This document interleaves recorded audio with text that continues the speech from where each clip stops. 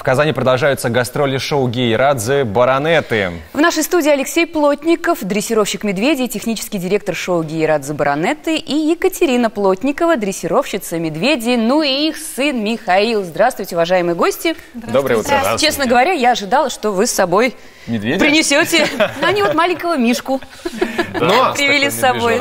Ну, вы с собой принесли другое. Еще лучше, может быть, даже. Билетики, да? Да, это пригласительный билет на наше шоу. Мы хотим разыграть... Давайте. Среди наших зрителей, да. У нас есть вопрос, совершенно абсолютно точно тематический, несложный. Да, несложный. Да, итак, внимание.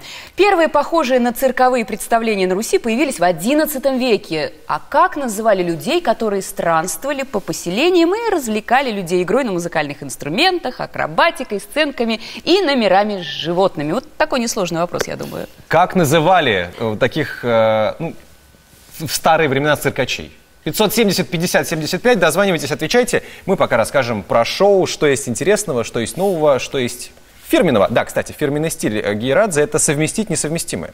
Да? Ну, в некотором роде, да. Казань и казанский зритель уже не понаслышке знают о творчестве Гейрадзе. Знаем, бывали. Да, это всегда масштабные, всегда очень крупные проекты, потому что сейчас все сложнее и сложнее зрителя удивить.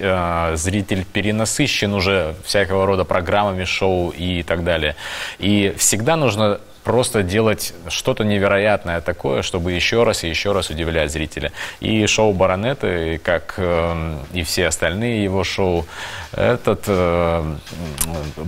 его подачу, его стиль показывает в полной мере. Что здесь несовместимого, вам я могу рассказать именно про наш аттракцион с медведями. Мы попытались соединить одновременно на манеже 6 медведей, около 12 человек балета, лошадь, артисты, все вместе это все на одной площадке? Да, находятся на манеже. Все умещаются.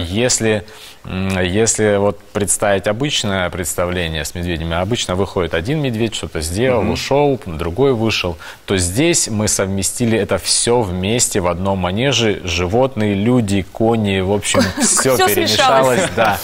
И вот в этом и заключается как раз-таки наша уникальность, потому что до этого так не делал никто, оказывается. Мы и сами совсем немножко даже не подозревали. Но это даже, мне кажется, немножко как-то даже страшно находиться внутри манежа, потому что медведи, кони, и самое страшное, а как они люди между собой? А вдруг что-то кому-то на лапу кто-то наступил? Когда мы начинали, мы не думали, что у нас даже получится, потому что нам все говорили: да, ребята, ну не делайте, все равно не выйдет. А оно вот раз и получилось. И в этом заключается уникальность. На самом деле очень яркий, зажигательный номер, как и все номера аттракционы нашего шоу. И думаю, что люди любого возраста, дети, взрослые, бабушки, дедушки, каждый на этой программе найдет для себя много интересного и не останется равнодушных никого. Мы сейчас продолжим разговор, а сейчас мы пообщаемся с человеком, который, скорее всего, отправится на это шоу и увидит его лично. Мы задавали вопрос, как называли людей, которые в XI веке развлекали, ходили всех, значит, со зверьми и так далее. Было весело. Акробатика, песни. Как вас зовут? Доброе утро. Животные. Алло. Да-да, алло. Да, представьтесь, пожалуйста. Добрый день, меня зовут Сергей. Еще раз? Меня зовут Сергей, добрый день. Сергей? Да, доброе утро. Ну, как называли? Ну, вы помните в XI веке. Кто же не помнит?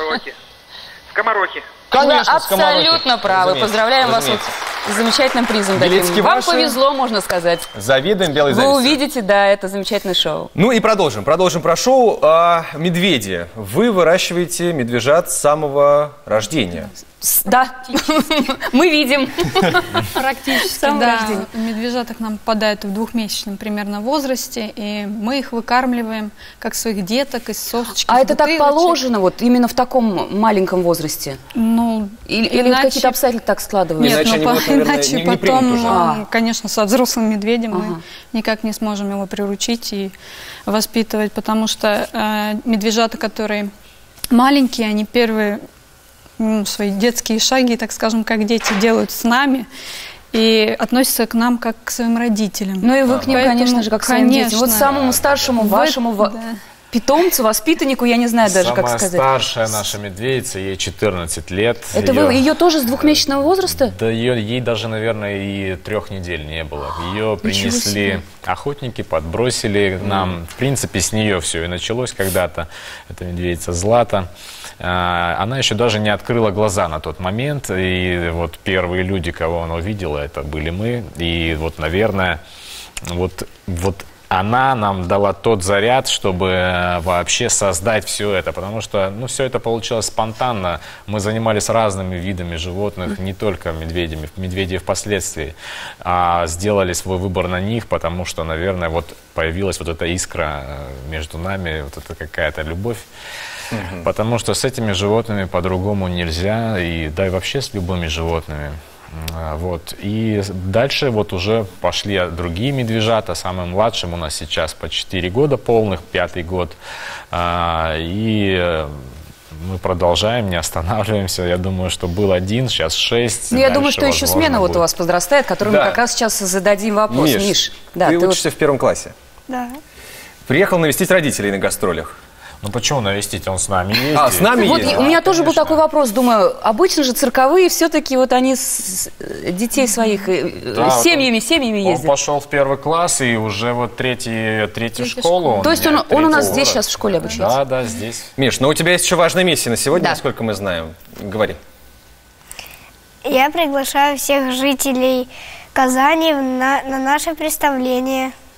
О, вот будет здорово, обещаешь? Да. Хорошо. Еще раз, давайте 3 причины, очень коротко, почему нужно прийти на шоу Гейрадзе Бараны.